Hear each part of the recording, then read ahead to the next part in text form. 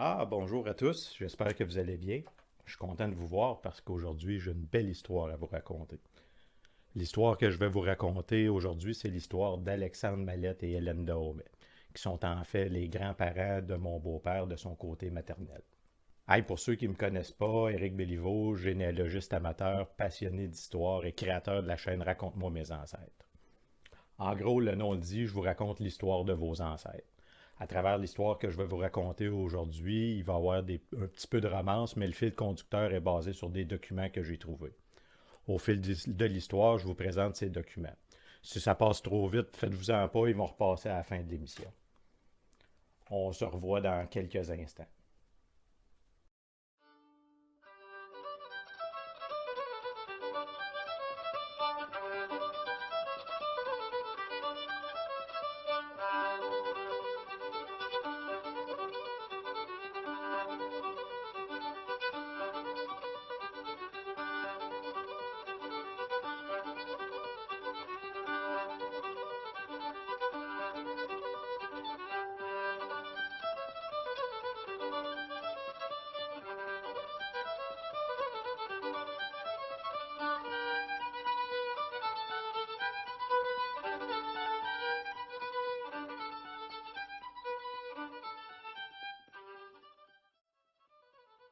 Chapitre 1.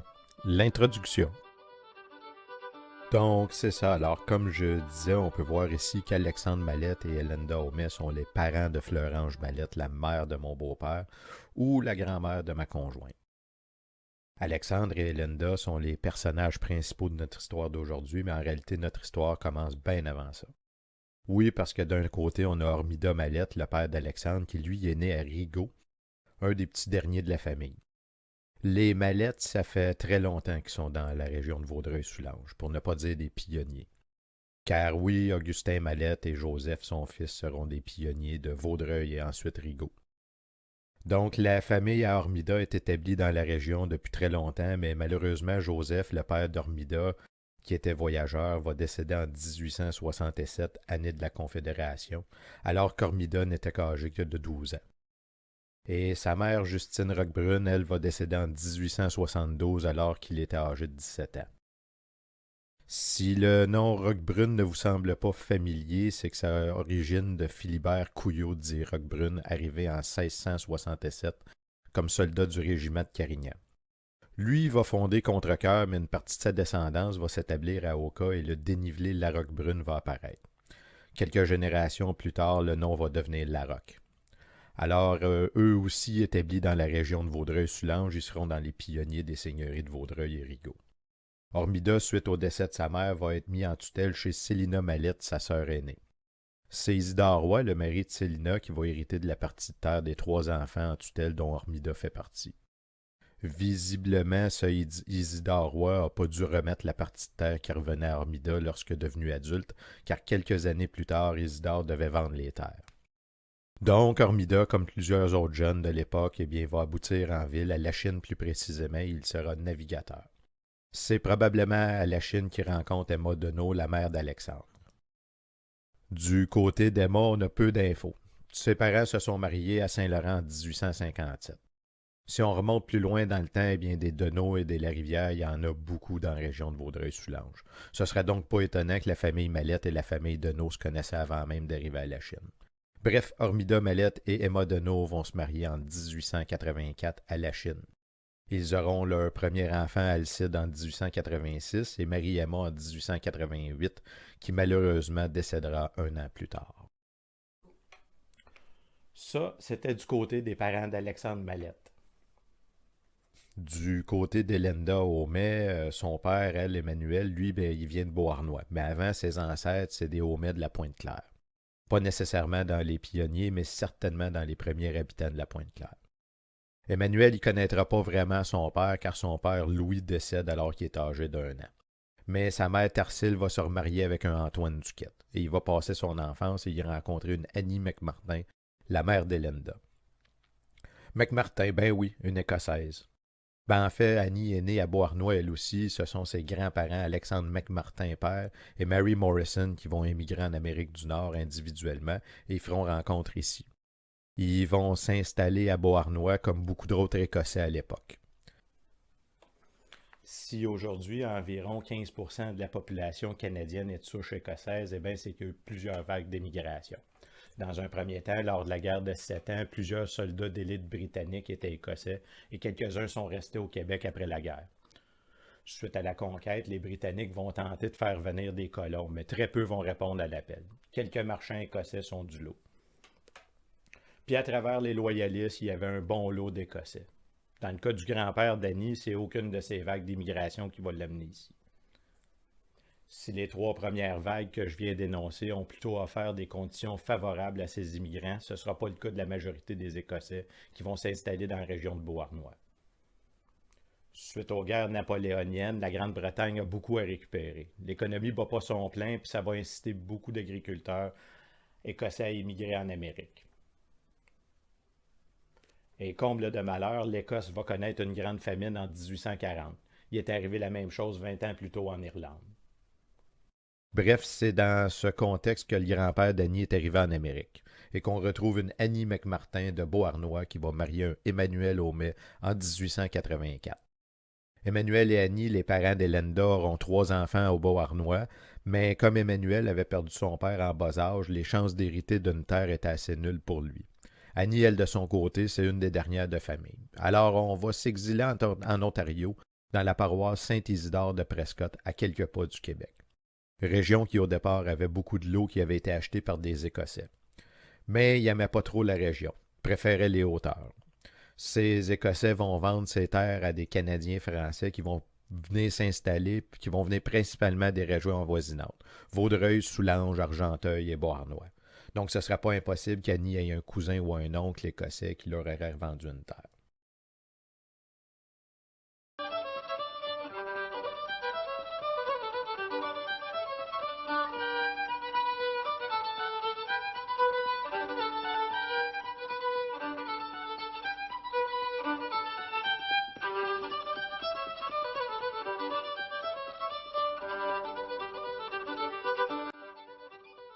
Chapitre 2. La naissance. Alors, suite au mariage d'Ormida Mallette et Emma Deneau à la Chine en 1884, la naissance d'Alcide, naissance et décès de Marianne Emma, c'est finalement le 1er février 1891 dans la paroisse des Saints-Anges Gardiens à la Chine que nous allons baptiser Alexandre Ormida, né la veille, fils légitime d'Ormida Mallette qui est maintenant journalier, et Emma Deneau. Le parrain a été Alexandre Poirier et la marraine Louise Mallette. Louise, c'est pas la sœur d'Ormida, mais probablement une cousine. J'ai pas trouvé le lien familial, mais une chose est certaine, c'est que le couple d'Alexandre Poirier et Louise Mallette, pas longtemps avant le baptême, eh bien, habitait Alfred dans le comté de Prescott. Même comté qu'on va transporter notre histoire un an plus tard, mais cette fois-ci à Saint-Isidore de Prescott, à quelques kilomètres de distance. Oui, on se souvient, Emmanuel Aumet et Annie McMartin, une descendante écossaise, avaient trouvé l'amour à Beauharnois. En 1884, avaient eu 3 enfants dans le même lieu, puis avaient déménagé à Saint-Isidore de Prescott en Ontario et ont eu un enfant en 1890. Donc on a Ève, Alma, Victor et Joséphine, les frères et sœurs plus vieux d'Elenda. Car c'est le 24 janvier 1892 dans la paroisse Saint-Isidore de Prescott que nous allons baptiser Elenda, née la veille, fille légitime d'Emmanuel Aumet qui est cultivateur et Annie McMartin. Le parrain a été Louis Grenier et la marraine Adèle d'Endurant. Qui est Adèle d'Endurant? Eh bien, Adèle et Louis étaient originaires de Beauharnois eux aussi, mais pas mal plus vieux qu'Emmanuel Aumet et Annie McMartin. Mais ils ont été des pionniers de Saint-Isidore de Prescott. Arrivée en 1872, en plus d'être une défricheuse avec son mari et mère de 15 enfants, elle fut considérée par ses concitoyens comme la mère des pauvres, toujours prête à aider son prochain et les nouveaux colons. C'est probablement dans ce contexte qu'Emmanuel et Annie ont demandé à ce couple d'être parrain-marraine d'Elenda.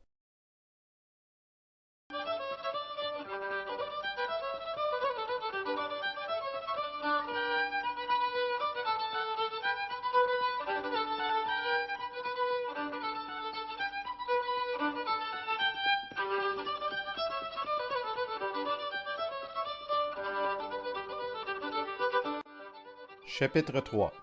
Leur enfance.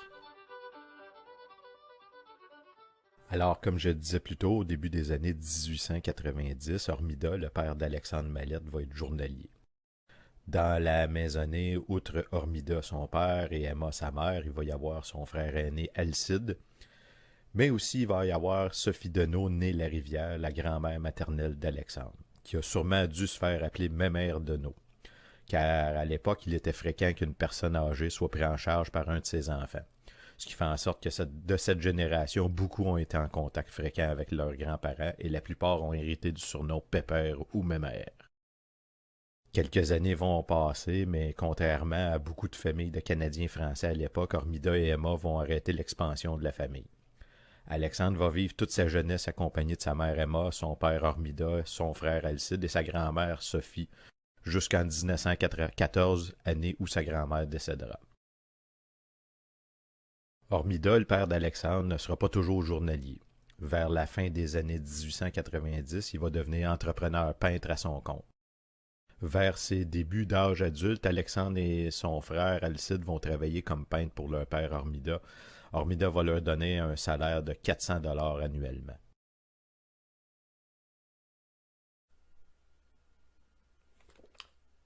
Ça, c'était du côté d'Alexandre Mallette. Du côté d'Elenda, elle, comme on sait, issue d'une famille plus nombreuse, malgré le décès en bas âge de sa sœur Joséphine d'1 an, son aînée, la famille va continuer de s'agrandir avec Omer, Uldéric, Clotilde et Félix. C'est en 1904, alors qu'elle est adolescente, qu'Elenda et sa famille vont déménager à Montréal sur la rue Notre-Dame dans le quartier Saint-Henri. En 1904, sa sœur Alma décède alors que cette dernière était âgée de 17 ans. Elenda avait 12 ans à l'époque. Emmanuel, lui, le père d'Elenda, qui a toujours été cultivateur, est bien maintenant rendu charretier.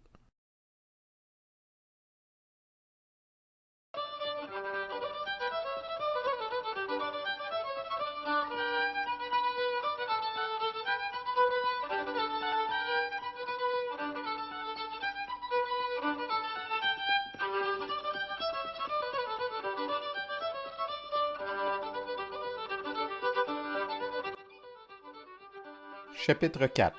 L'Union. C'est dans le début de la vingtaine qu'Alexandre Mallette et Elenda Aumet feront rencontre. Car c'est le 4 novembre 1914 dans la paroisse Saint-Irénée que nous allons assister à l'union d'Alexandre Mallette de la paroisse des Saints-Anges Gardiens à la Chine, fils majeur d'Hormida Mallette et Emma Deneau d'une part, et Elenda Aumet, fille majeure d'Emmanuel Aumet et Annie McMartin. Question de se situer un peu au niveau historique, même si officiellement la Première Guerre mondiale est déclenchée en juin 1914. C'est vers octobre qu'avec toutes les alliances qui se sont faites qu'on va avoir le statut de guerre mondiale. Alors on est vraiment au tout début. En passant, pour ceux qui connaissent le coin, l'église Saint-Irénée, c'est l'église qui est juste à côté du métro Lionel-Liou. Si certains se posent la question, comment est-ce qu'ils ont bien pu se rencontrer? Un de la Chine, l'autre de Saint-Henri. Ben ça, je ne sais pas. Mais ce que je sais, c'est que c'est pas la première fois qu'on voit ça. Dans la première émission, si on se souvient bien, Henri-Paul Laprairie, qui venait de Sainte-Cunégonde, avait rencontré Lucienne Lamarre de la Chine. Ce qu'il faut comprendre, c'est que vers la fin du 19e siècle, début du 20e siècle, il y a beaucoup d'activités aux abords du canal de la Chine. Le secteur entre ce qu'on appelle aujourd'hui Griffintown, puis la Chine, c'est pas mal densifié depuis le début de la révolution industrielle. Tout au long du canal, il y a des manufactures, que ce soit de bois, de fer, d'acier ou de textile. Les gens se promènent beaucoup dans le secteur, soit pour le travail ou pour aller rencontrer de la parenté. Il serait donc pas impossible qu'Alexandre ait eu un contrat pour aller peinturer un immeuble dans le coin de Saint-Henri, puis il aurait rencontré Elenda. Si à cette époque-là, en campagne, il était mal vu de marier quelqu'un d'une autre paroisse, en ville, c'est de quoi qu'on voyait beaucoup plus fréquemment.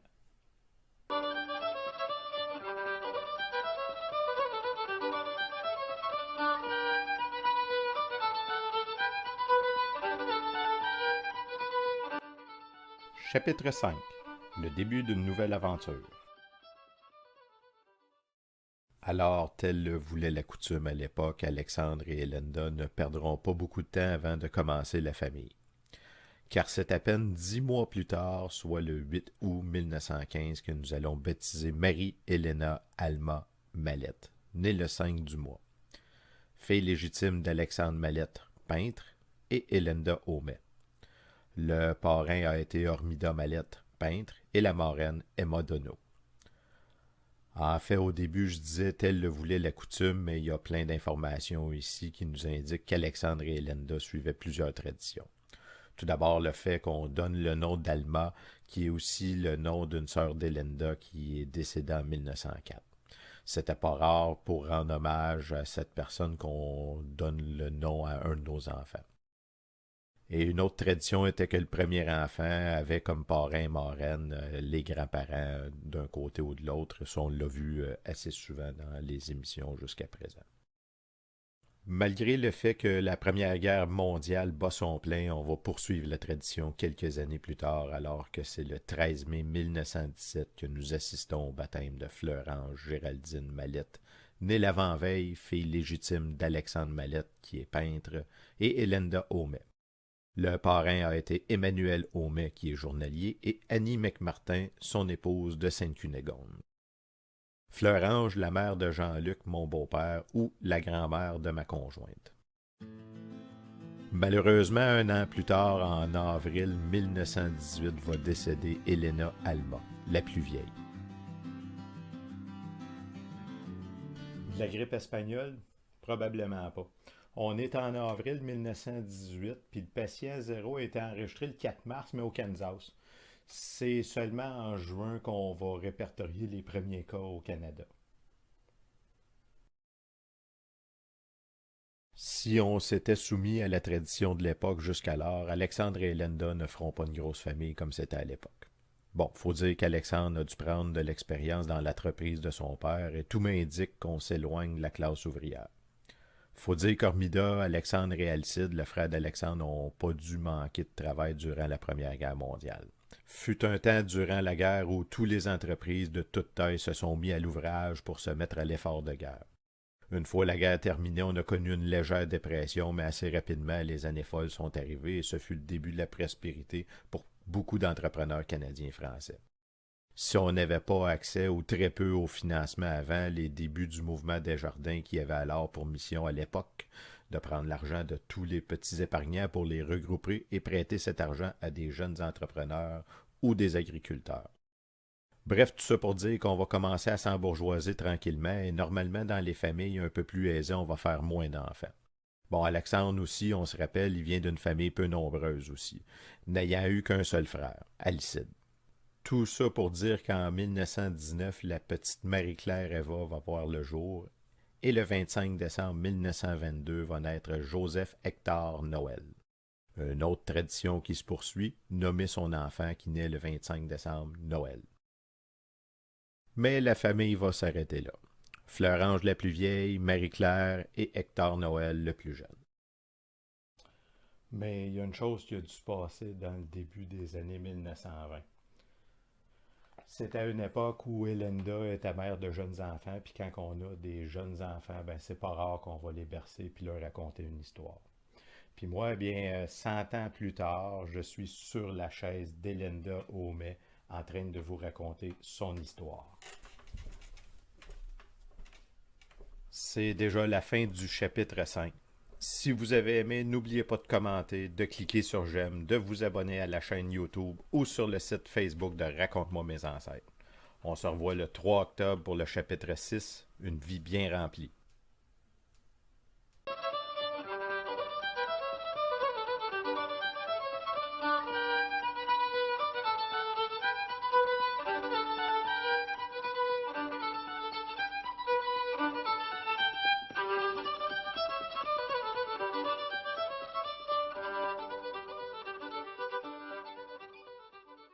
Chapitre 6. Une vie bien remplie. C'est dans les années 20 qu'Alexandre va prendre la relève de son père Hormida comme entrepreneur de peintre. Les années 20 nous ont amené un boom économique jamais vu auparavant. Tout allait bon train pour les entreprises de toute taille en Amérique. comme ce fut le cas sûrement d'Alexandre qui va se présenter comme échevin en 1927 dans le quartier numéro 7 à Lachine contre l'échevin Rouleau, où il sera défait. Dans la patrie du 23 juillet 1928, on apprend L'ingénieur de la cité a informé le conseil que les travaux de peinturage sur la 4e avenue, exécutés par M. Alexandre Mallette, peintre de cette cité, sont terminés à la satisfaction de la cité. en 1929, au lendemain du crack, il va être considéré pour se présenter encore une fois comme échevin. Mais finalement, il ne sera pas candidat. Il va probablement travailler pour une équipe et va sûrement utiliser son pouvoir d'influence pour appuyer les candidats qui vont se présenter contre le maire d'Albevio. Le maire d'Albevio et son équipe qui commencent à être en eau trouble. Bon, en fait, c'est qui ça, d'Albevio? Pour les gens de la Chine, c'est sûrement un nom qui vous dit de quoi. Dalbevio est né à Sainte-Anne-de-Bellevue en 1881. En 1904, il va être le seul étudiant canadien-français en architecture à l'Université McGill. Sa carrière d'architecte va être fulgurante. En 1912, il va s'associer avec Alphonse Venn puis fonder le bureau d'architecte Viau et Venn. Son bureau d'architecte va connaître une renommée à travers le Québec. Ils vont faire les plans pour l'église de la Nativité de la Sainte Vierge d'Hochelaga, l'église des Saints-Anges gardiens à Lachine et l'oratoire Saint-Joseph. Il va être échevin de Lachine de 1903 à 1905, puis il va devenir maire en 1925. Dalbevio va s'autoproclamer l'homme d'un demi-million de dollars, ce qui pour l'époque est une somme énorme. Mais durant sa carrière de maire, il va être accusé par ses opposants de ne pas faire grand-chose pour le peuple, encore moins pour les petits entrepreneurs locaux, et ce, au détriment des grandes entreprises américaines. Outre la vie politique et la vie d'homme d'affaires d'Alexandre, on constate dans la famille une future douée. C'est ce que l'on apprend dans La Patrie du 13 juin 1931. Mademoiselle Florange Mallette, première année, mention honorable avec grande distinction. Cette mention ne sera pas sa dernière car le 10 septembre 1932, dans la presse, on apprend Mademoiselle Florange Mallette, fille de M. Alexandre Mallette de Lachine, diplôme de piano avec distinction de l'Académie de musique de Québec. Et finalement dans la presse du 31 août 1935. Mademoiselle Florange Mallette, fille de Monsieur et Madame Mallette de Lachine, lauréate en piano de l'Académie de musique de Québec avec distinction, diplômée cours commercial bilingue avec grande distinction, diplômée également en sténographie et dactylographie. En 1939, Alexandre est certainement rendu avec une certaine notoriété dans la ville de Lachine parce que dans le devoir du 8 novembre, on apprend. À la mairie de Lachine, M. Edgar Leduc a accepté hier soir de se porter candidat à la mairie de la ville de Lachine aux élections qui auront lieu le 4 décembre. À cette date, il y aura aussi élection de 3 échevins du conseil municipal de cette ville. Des gens des diverses parties de Lachine assistaient à la réunion, au cours de laquelle on a demandé à M. Leduc d'être candidat. M. Alexandre Mallette a proposé la candidature de M. Leduc. M. Wilfrid Bélanger a appuyé la proposition et l'Assemblée a accepté. Puis Edgar Leduc, c'est qui ça? Celui qu'on dit avoir été employé municipal et échevin de Lachine. D'ailleurs, il était échevin dans le temps du maire d'Albevio il y a une dizaine d'années. Edgar Leduc va devenir plus tard député indépendant au fédéral en 1949 et sous le Parti libéral en 1953. Mais Edgar Leduc, c'est pas juste ça. Edgar Leduc, c'est aussi un ancien allié gauche pour le Canadien de Montréal dans la première édition en 1909. Bon, il a joué 3-4 matchs, mais quand même. Le gars, il a joué avec Newsy Lalonde, Didier Pitt puis Jack Laviolette. J'ai plusieurs heures de lecture sur la première édition du Canadien de Montréal, puis je peux vous confirmer que Edgar Leduc, c'était tout un joueur de hockey. Puis 4 matchs en 1909, c'est quand même le tiers de la saison. Alors on peut conclure qu'Alexandre Mallette et Edgar Leduc devaient être de très bons amis. Mais bon, on s'entend, ne présente pas une candidature de maire qui le veut à Lachine en 1929. Qu'est-ce qui faisait en sorte qu'Alexandre avait assez de notoriété pour présenter Edgar le Duc comme maire de la Chine? On va le découvrir plus tard. Le 27 novembre 1939, dans la presse, on apprend. Joyeux anniversaire à la Chine. Samedi soir, une fête intime des mieux réussis eut lieu en la salle Tessier pour célébrer le 25e anniversaire de mariage de Monsieur et Madame Alexandre Mallette.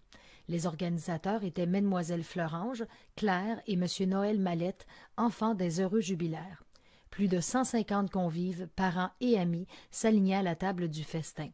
On présenta à Madame Mallette une magnifique gerbe de roses rouges. Monsieur et Madame Mallette reçurent une splendide coutellerie en argent, don de leurs enfants et des plus proches parents. L'Association des hommes d'affaires dont Monsieur Mallette est le président était représentée par une nombreuse délégation. Une famille bien unie, comme on peut le constater.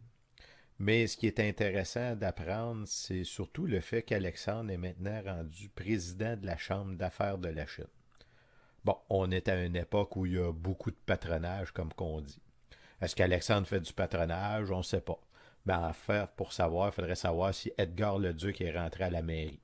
C'est ce qu'on va apprendre dans La Patrie du 30 janvier 1940. Au banquet des hommes d'affaires de la Chine. C'est ce soir à 8 heures qu'aura lieu le banquet de l'Association des hommes d'affaires de la Chine dans la salle de la Banque canadienne nationale au 92 rue Notre-Dame. Ce banquet est organisé à l'occasion du 10e anniversaire de fondation de cette association. Monsieur Alexandre Mallette, président de l'association, présidera.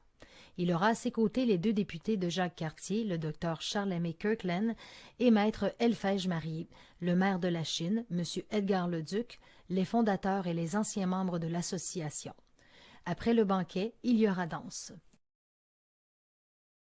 Donc oui, Edgar le Duc est maintenant maire de la Chine, poste qu'il occupera de 1939 à 1944. Mais on remarque aussi un autre personnage dans cet article, soit le docteur Charles-Aimé Kirkland. C'est entre autres en son hommage qu'on a donné le nom de la ville de Kirkland. Mais c'est aussi le père de Marie-Claire Kirkland-Casgrain. Pour ceux et celles qui ne savent pas qui était Marie-Claire Kirkland-Casgrain, eh bien sachez, mesdames, si aujourd'hui vous avez le droit de signer un bail ou ouvrir un compte de banque, eh bien c'est en bonne partie à cause de cette dernière.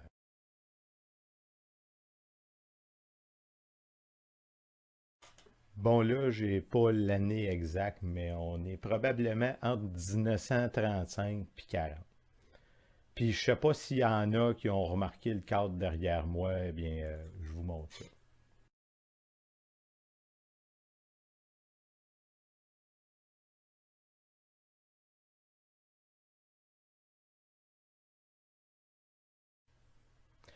J'en connais malheureusement pas plus sur l'histoire de cette lettre-là. Une chose que je sais par contre, c'est qu'Émile Nelligan, c'est pas le grand-père de ma conjointe. En 1943, alors que Fleurange est maintenant âgé de 27 ans, on apprend. Prochain mariage. On annonce le mariage de Mademoiselle Fleurange Mallette, fille de Monsieur et Madame Alexandre Mallette de la Chine, avec Monsieur Gilles Meunier, fils de Monsieur François Meunier, décédé, et de Madame Meunier. La bénédiction nuptiale leur sera donnée en l'église des Saints-Anges de la Chine le 15 mai à 9 heures. Si Alexandre fut président de la Chambre des hommes d'affaires de la Chine en 1939, en 1944, il est dans les rangs de la Société Saint-Jean-Baptiste. En 1947, ce sera au tour de Claire de se marier avec Marcel Leduc, le neveu d'Edgar Leduc. C'est aussi en 1947 que Noël va se marier avec une dénommée Madeleine Comeau.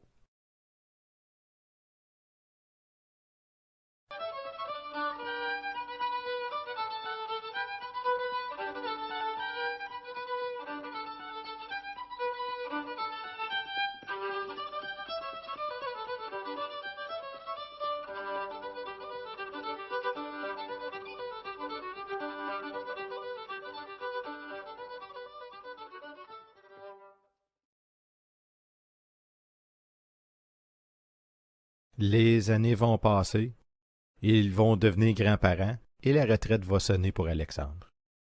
Après une vie bien remplie, au niveau professionnel et social, ça va lui amener une notoriété dans la ville. Au niveau familial, le couple est maintenant rendu avec des petits-enfants qui ont de souvenirs comme lui, comme étant un homme notable.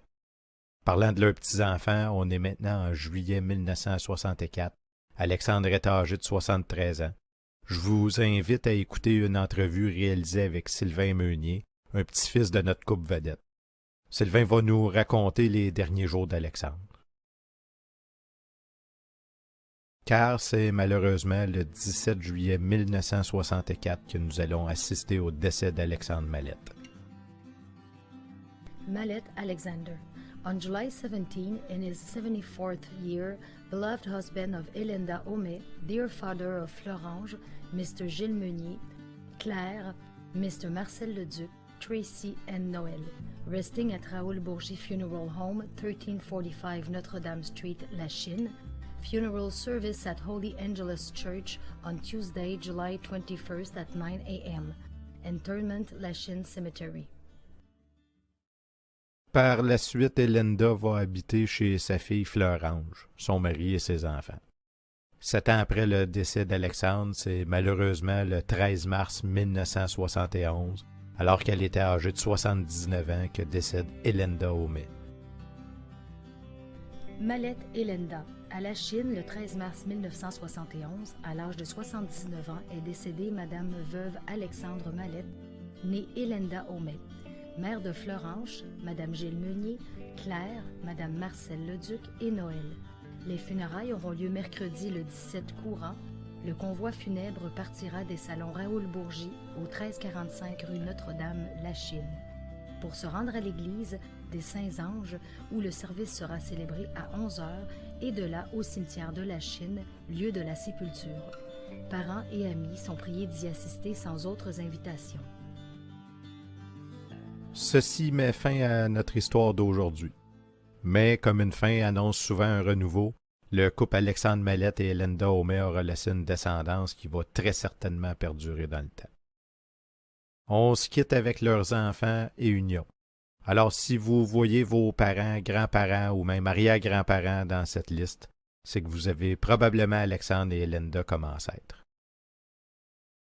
Pour ceux qui veulent en connaître plus sur Alexandre, Elenda, Florange, Claire et Noël, je vous invite à écouter l'entrevue tout de suite après le générique et les photos. Encore une fois, en narration de coupure de journaux, on a eu une arrière-petite-fille de notre couple vedette. En musique, tout au long de l'émission, on a été accompagné par Pitou le violonneux.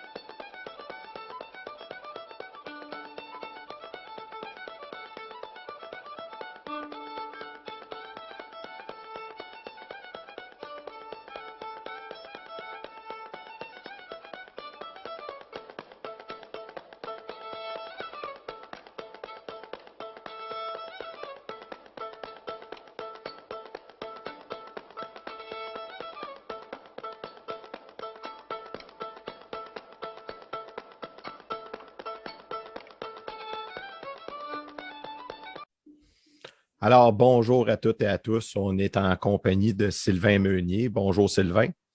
Bonjour. Alors Sylvain, si tu pouvais nous expliquer ta relation avec Alexandre Mallette et Elenda Homais. Eh bien, ce sont mes grands-parents du côté maternel. J'étais assez près d'eux parce que quand nous habitions la 11e avenue à Lachine, entre la rue Notre-Dame et ce qu'il y avait à l'époque la voie ferrée, nous habitions une maison à étage. Ma famille était en haut, puis eux, ils habitaient le rez-de-chaussée. Et puis, donc, oui, mon grand-père en particulier, j'étais assez proche de lui, souvent me chercher pour m'amener. Il venait me reconduire à l'école quand j'étais au tout début. Je jouais à la balle avec lui. Donc, c'était des grands-parents présents, très présents. Donc, tu les as bien connus. Donc, question de vous situer, Sylvain étant le frère de Jean-Luc, donc l'oncle de ma conjointe. Et comme tu le mentionnais, le fils de Fleurange. Donc, parlant de Fleurange, on pourrait-tu clarifier tout de suite l'histoire avec Nelligan? Oui, bien, clarifier, c'est vite dit parce que c'est pas très précis. Ce que ma mère me racontait, c'est que c'est un ami qu'elle avait. Bon, moi, je suppose que c'était un prétendant, mais elle disait, c'est pas ce qu'elle disait. C'est un ami qui, sachant qu'elle aimait la poésie, et la poésie de Nelligan en particulier, comme beaucoup de monde à l'époque, et encore aujourd'hui, et qui travaillait à Saint-Jean-de-Dieu, à l'époque où Nelligan était, comme on disait, pensionnaire du gouvernement. Et pour plaire à ma mère, il avait apporté une photo qui était probablement celle-ci. Je ne sais pas si on peut la voir. Ouais, celle qu'on voit là sur. Ouais. Et à partir de cette photo, il avait demandé à Nelligan de rédiger quelque chose, et un acrostiche à partir de son prénom, Fleurange. Et donc, ceci, c'est l'album Nelligan, qui a été écrit par Paul Wyszynski, professeur de lettres à l'Université d'Ottawa, aujourd'hui décédé, qui était un Polonais d'origine, mais qui s'est passionné pour l'œuvre et la vie de Nelligan, puis qui a vraiment écrit une somme. Alors, c'est un album qui contient des quantités de photos et de textes. Et comme je le disais plus tôt, c'est qu'un ami de ma mère qui travaillait à Saint-Jean-de-Dieu, où Nelligan était pensionnaire du gouvernement parce qu'il souffrait, il y avait des problèmes de santé mentale assez important, mais il était quand même fonctionnel. Il s'occupait de lui-même. Et puis, quand des gens venaient et lui demandaient d'écrire quelque chose, il le faisait volontiers. Il écrivait des poèmes, des fois, il réécrivait ses propres poèmes ou d'autres poèmes d'autres auteurs qu'il avait lus. Et il y en a plusieurs. Souvent, les gens me disent hey, ça doit valoir très, très cher, mais en fait, non, parce qu'il y en a vraiment laissé beaucoup de ce genre d'écrits. Mais celui-là, comparé à d'autres, est un poème bien terminé, bien complet, bien maîtrisé et original, parce que c'est une acrostiche à partir du nom de Fleurange, le prénom de ma mère qui était Fleurange. On le voit ici reproduit dans l'album. OK, il est dans l'album. Il est dans l'album, oui. Lui, il le datait de 1935. Maintenant, c'est d'après ses connaissances à Paul Wyszynski. Je ne peux pas donner la date exacte où il a été écrit. Donc, c'est vraiment authentifié. Et c'est ça, il a laissé plusieurs carnets. Si on regarde les pages précédentes, il y avait il y avait plusieurs d'autres écrits d'asile, les écrits d'asile. Alors, il y en a beaucoup, ce n'est pas toujours particulièrement intéressant, des fois, ça l'est plus. Et donc, c'est un ami de ma mère qui, pour lui faire plaisir, sachant qu'elle aimait la poésie, avait profité d'un moment où Nelligan semblait particulièrement en pleine possession de ses moyens pour lui demander de lui écrire cet acrostiche à partir de la photo qui est celle-ci, qui orne la page couverture de ça c'est mon deuxième roman. Alors, le poème était dans la famille. À un moment donné, je l'avais apporté au collège quand on a étudié Nelligan, je l'ai montré, tout le monde a trouvé ça bien intéressant. Et mon père était toujours resté sur l'impression que je ne l'avais pas rapporté, que je l'avais perdu, ce qui était pas le cas, puisque quand ma mère est décédée, en fouillant dans ses affaires, il a retrouvé le poème. Et puis là, il me l'a donné et là, je me suis dit que moi, comme auteur, j'avais quelque chose, j'avais un trésor que je pouvais utiliser pour écrire un roman. Alors, j'ai écrit une fiction qui s'appelle Fleurange ou les poètes n'ont pas de fils. C'est mon deuxième roman. Il a été publié en 1995. Alors, c'est grosso modo l'histoire du poème, mais il n'y avait pas eu d'interaction particulière entre ma mère et Nelligan elle-même en personne et de celui qui avait demandé en élégant d'écrire le poème en question, je n'ai aucune trace. Mais sait pas c'était c'est qui. fort probablement quelqu'un de la Chine. OK. C'est à peu près certain. OK. Toujours parlant de Fleurange, ça, c'est peut-être plus pour tes enfants, tes petits-enfants. C'est quoi tes plus vieux souvenirs de ta mère? Oh, ben, comme tout le monde, c'est les souvenirs de la première enfance. Ma mère était une personne extrêmement travaillante, très aimante. C'était une mère aimante, assez stricte, par exemple. C'est pas que il fallait obéir, mais comme c'était un peu le cas à l'époque, c'est une personne. Elle avait une âme d'artiste. Elle aimait beaucoup les arts en général, la musique. Et elle était très créative.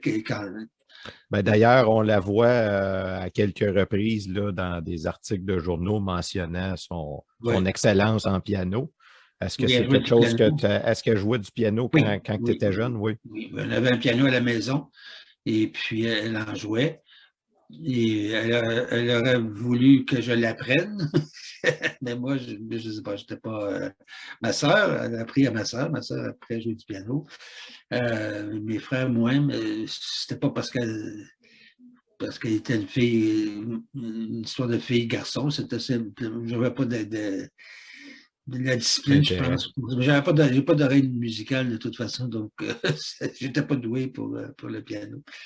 Mais elle avait très certainement un côté, une âme d'artiste. Tu sais, comme quand elle faisait le sapin de Noël, le soin qu'elle y mettait, c'était vraiment, c'était des petits chefs-d'œuvre. Les gens venaient chez nous et étaient toujours ébahis de la beauté de nos arbres de Noël ou du goût aussi pour décorer la maison. Ah ouais. Est-ce que c'était quelque chose que tu as appris quand tu as vu les articles? C'est-tu quelque chose que tu avais déjà vu ou? Pas tout, non, j'ai appris des choses. Je savais qu'elle avait été bonne à l'école, comme sa sœur Claire d'ailleurs. Moi, dans ma tête, je retenais surtout qu'elle avait étudié pour devenir infirmière. Alors ça, je pense que ça n'a pas fait mention dans la vidéo, mais et puis à un moment donné, ça n'a pas bien tourné, je ne sais pas trop. Il y a quelque chose qui fait qu'elle a abandonné ça. Mais elle avait quelques notions d'infirmerie quand elle nous soignait. On le savait à ce moment-là, mais elle n'a jamais terminé, complété ses stages, je pense, quand tu es arrivé au moment des stages. Parce qu'elle avait. Tu parlais tantôt de Claire. On voit justement là, Claire et Noël, les enfants d'Alexandre et Elenda. Est-ce que c'est des gens que tu as côtoyés? Tes oncles et tantes, finalement? Oui, beaucoup. Surtout Claire. Claire, ma mère était très proche. Tous les étés, Claire avait déménagé à Sorel par mariage, là, parce que c'est marié avec Marcel Leduc, qui était le neveu d'Edgar Leduc, qui était quelqu'un de la Chine, mais il a trouvé du travail dans les aciéries à Sorel. Donc, ils sont déménagés à Sorel. Tous les étés, j'allais passer une semaine ou deux dans leur maison de Sorel. Et puis, j'avais un enfant de mon âge, un garçon de mon âge, mon cousin Bertrand, qui on était des bons amis. Donc, oui, beaucoup. Du côté de Noël, un peu moins, parce que je sais pas, c'est comme ça. Okay. Quoique Noël vivait plus jeune, quand nous habitions la 8e avenue, toujours à la Chine, une maison de mon grand-père, Noël et sa famille habitaient à l'étage, nous autres, on était au rez-de-chaussée. Ça a duré jusqu'à ce que j'ai 6 ans, que j'entre en première année à l'école des Saint-Anges de la Chine. À ce moment-là, on est déménagé dans la 11e. Maintenant, si on passe au cœur du sujet, Alexandre Mallette et Linda Aumet, tes grands-parents, oui. Est-ce qu'il y a des choses que tu as appris en écoutant l'émission? Oui, j'ai appris que mon grand-père était. Je savais qu'il était en politique. Il y avait encore chez lui même s'il n'en faisait plus au moment où moi je l'ai connu, des feuilles avec en tête Alexandre Mallette, l'échevin de la Chine, tout ça. Donc, on savait que c'était un notable. Hein. Quand on sortait rue Notre-Dame, on allait, je ne sais pas, au marché, tu sais, M. Mallette, il se faisait saluer souvent. Mais je savais qu'Edgar Leduc avait été maire de la Chine, je savais qu'il avait joué. C'était le grand-père de mon meilleur ami, c'est pas compliqué, ou d'un de mes deux meilleurs amis, Okay. Paul, c'était son petit-fils Paul, dont le père était organisateur libéral d'ailleurs, mais je ne savais pas qu'Edgar avait été député libéral, mais je savais qu'il était maire parce qu'il y avait 2 colonnes devant sa maison, 2 lampadaires. Puis ça, c'était parce qu'il avait été maire. Okay. Mais je ne savais pas que mon grand-père avait été tellement associé à lui qu'apparemment qu'il a même c'est lui qui a proposé sa candidature. C'est ça. Je ne savais pas que c'était allé que c'était si loin, mais que je me souvienne, il n'y avait pas de relation entre... pourtant, on était 150, 200 pas, c'était pas grand, la 11e avenue. Donc, on était proches. Et tout ce monde-là se connaissait, mais je n'ai jamais vu mon grand-père aller voir Edgar Leduc, puis prendre une bière ou jaser.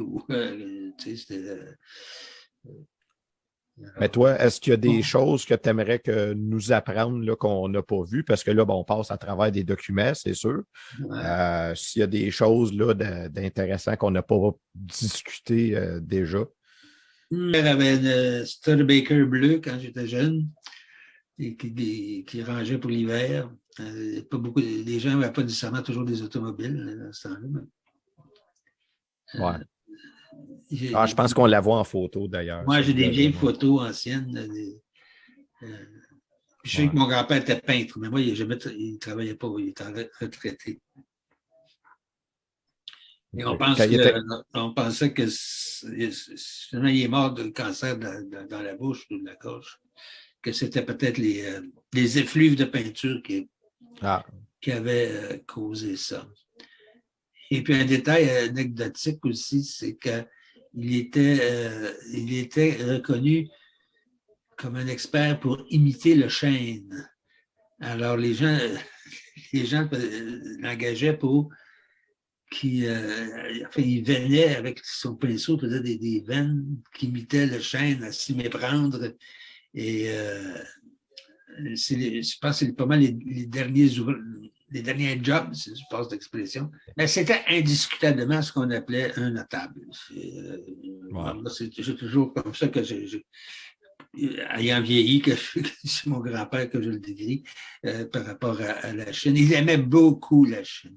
Quand il est décédé, il est rentré à l'hôpital parce qu'il devait se faire opérer pour ses problèmes de cancer. Puis, assez curieusement, il était absolument convaincu qu'il ne s'en sortirait pas. Et effectivement, ça n'est pas sorti. Et pourtant, ce n'était pas une opération terrible, mais il a fait sa valise, il a préparé sa valise pour aller à l'hôpital. Il s'est rendu à pied tout seul parce qu'en montant la rue Notre-Dame pour se rendre à l'hôpital de la Chine, parce qu'il voulait revoir sa ville avant de mourir. Et puis finalement, il a été opéré, puis il ne s'est jamais réveillé. C'est pas l'opération était réussie, mais il ne s'est pas réveillé. Ah. Je me souviens, je suis allé voir à l'hôpital, il était T'avais quel âge à ce temps-là? Moi? Qui est décédé, ouais. Moi, je devais avoir 11 ans, 10, 11 ans. Ouais. Là, je vérifie exactement la date de son décès, là, mais moi, j'avais 10, 11 ans, j'étais là. Moi, oui, des fois, j'allais le voir à l'hôpital, mais il est resté, peut-être une semaine après, comme ça, là, en état entre la vie et la mort. Puis j'étais allé le voir une fois ou deux avec les copains en venant de l'école. Et il ne s'est pas réveillé, puis finalement, il est mort. Bon. Pour terminer, question de mieux te connaître, Sylvain. Oui. comme tu disais tantôt, tu vas laisser ton empreinte dans la culture québécoise en étant auteur.